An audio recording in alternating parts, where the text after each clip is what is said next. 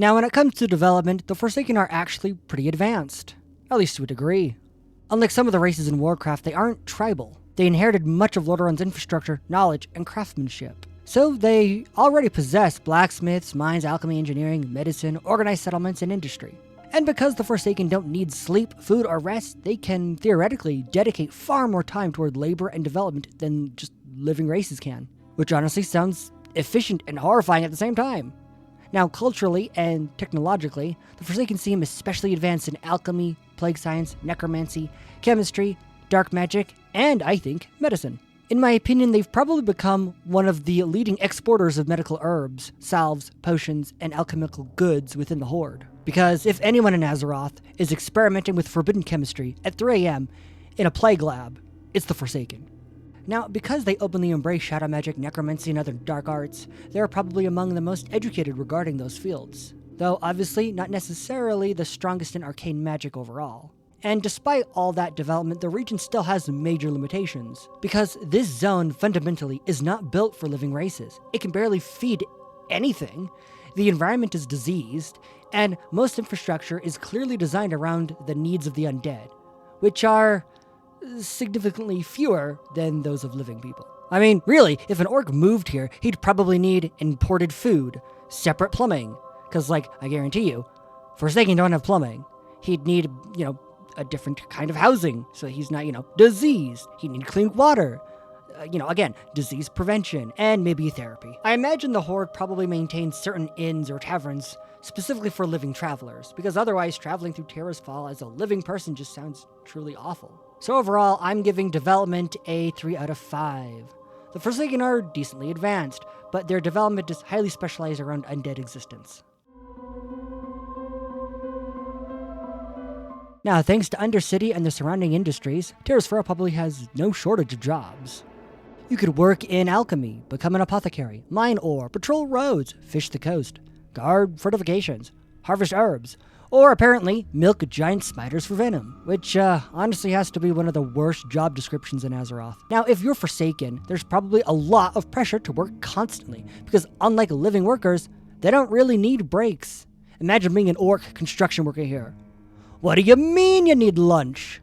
Meanwhile, the Forsaken guy next to you has been laying bricks for frickin' 37 hours. Now, despite the large number of industries, the job market itself might actually just be pretty rough, because the Forsaken can theoretically exist forever.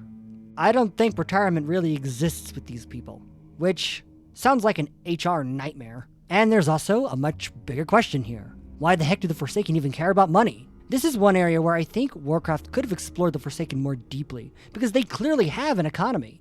They use the auction house, they have banks, they trade, they have professions and merchants, so clearly they still value labor and wealth. Now, here's my tinfoil hat theory.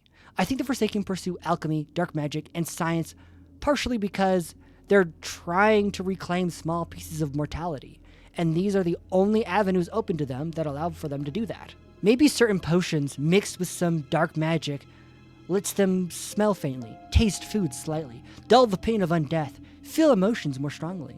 And perhaps that's why they work and earn money. They are addicted to these temporary salves and potions so that they can feel slightly alive again and use their money to constantly purchase these goods. Not because they need food or comfort, but because they desperately want to feel alive again. And for me, that's both tragic and incredibly fitting for the Forsaken. I also imagine work itself helps keep them mentally stable, because endless undeath with nothing to do probably drives people insane. Also, lore-wise, we know Forsaken bodies decay over time, so maintaining or replacing limbs probably also costs money, which creates another reason for labor and trade.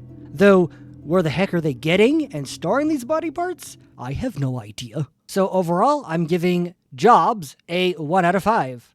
There are industries, there are opportunities, but if you're alive, working here would just be miserable. And if you're Forsaken, congratulations, you now have eternal employment. As former humans, the Forsaken still retain many human governmental structures. So realistically, you'd probably still see mayors, magistrates, guards, courts, administrators, and apothecary leadership sprinkled without. Now, because the Forsaken can't naturally create noble bloodlines anymore, I think traditional nobility probably matters far less, if not completely gone. And to me, that makes their society a lot more interesting. So currently, the Forsaken are governed by the Desolate Council. Councils are slow. Every decision becomes debates, votes, meetings, arguments, and especially paperwork. Councils do generally provide broader representation.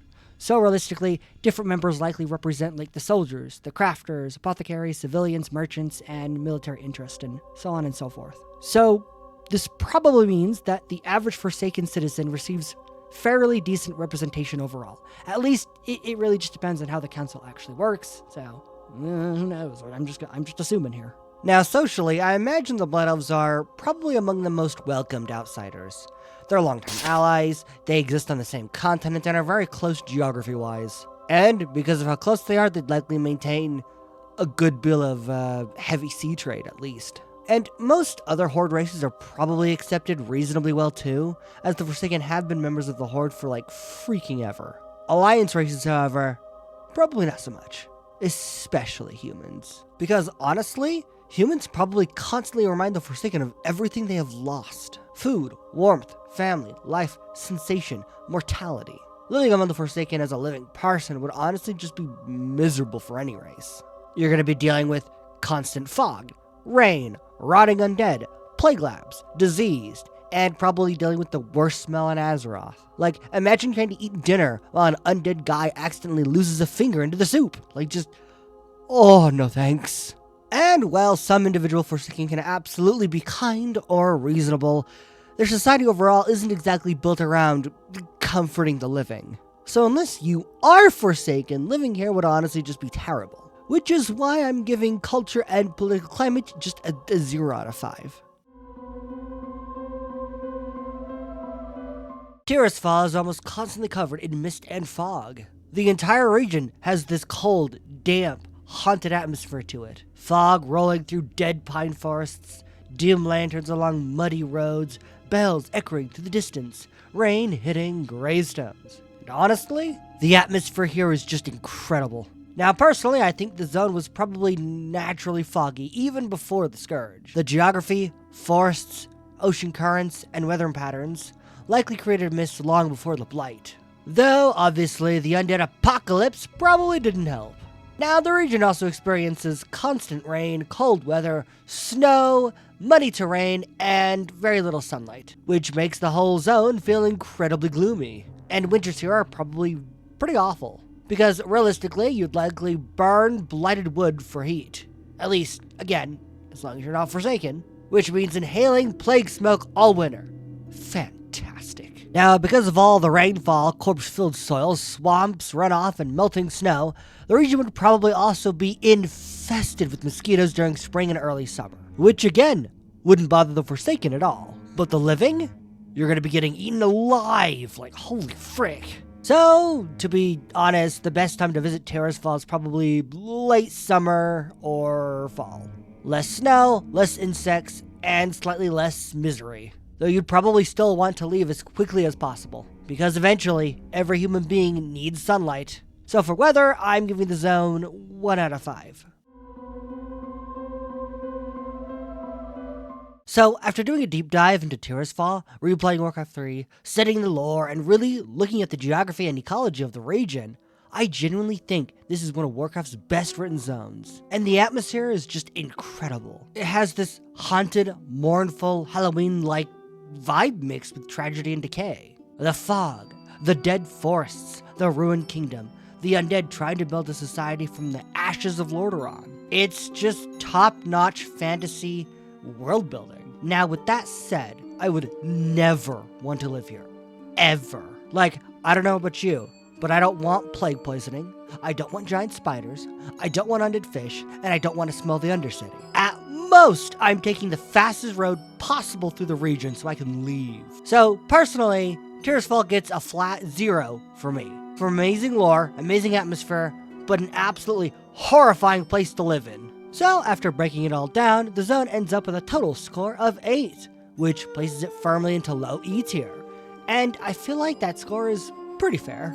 Because while Tirisfal has some genuinely incredible strengths, strong defenses, valuable resources, a powerful capital, and one of the coolest atmospheres in Warcraft, really living here would be just absolutely horrific. To the freaking rotting undead, giant spiders, disease, constant rain, scarcity of food, and the lingering feeling that every tree in the forest wants to give you frickin' tetanus. But that's kinda also why I love the zone. Tirisfal absolutely nails its atmosphere. It feels tragic, haunted, and mournful. It's a kingdom that died, but keeps moving on anyway.